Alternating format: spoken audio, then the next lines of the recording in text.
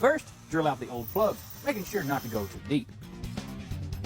Tap out the holes with a bottoming tap, and then mix up some epoxy.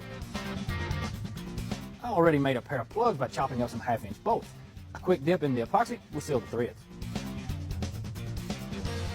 A dab on the top seals the deal. Once our epoxy dries, we can assemble our main body to the base plate. Now always save your old gaskets, because carburetor kits usually come with an assortment. Try to keep them in one piece, that way it's a lot easier to match them up. That's it. This is the easy part. Just 2 screws attach the base plate back to the main body. I'm taking some 1000 grip to the pump and power piston bores to remove any imperfections.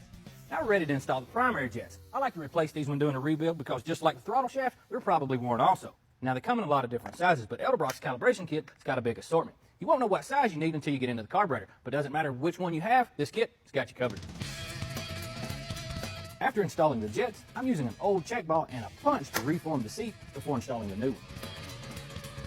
One of the performance upgrades you can do to help out an old Quadrajet is to simply swap out the needle and seat assembly with a high flow unit like the one supplied in our calibration kit. What this does is helps keep the carburetor from running out of fuel at wide open throttle. When doing a rebuild, I always like to swap out the float for a new one. Sometimes it's easy to tell when they're bad, other times not so much. And for about $7, that's some pretty cheap insurance. Once the new float is in place, I need to set the level. This kit includes a chart showing what the level should be for your model. Adjust by bending the arm. It's very important to get an accurate level or you're just wasting your time. Next, the power valve and primary metering rods drop in, and the float splash guard and gasket go on.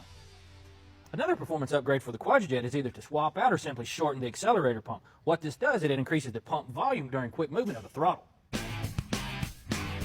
These brass tubes have been known to fall out, so I'm keeping them in place with a few light taps of a hammer. Use Loctite on the flap screws because you don't want them to back out, fall through the car, and wind up inside your engine. For the final assembly, reattach the top plate and all the external components you removed on disassembly.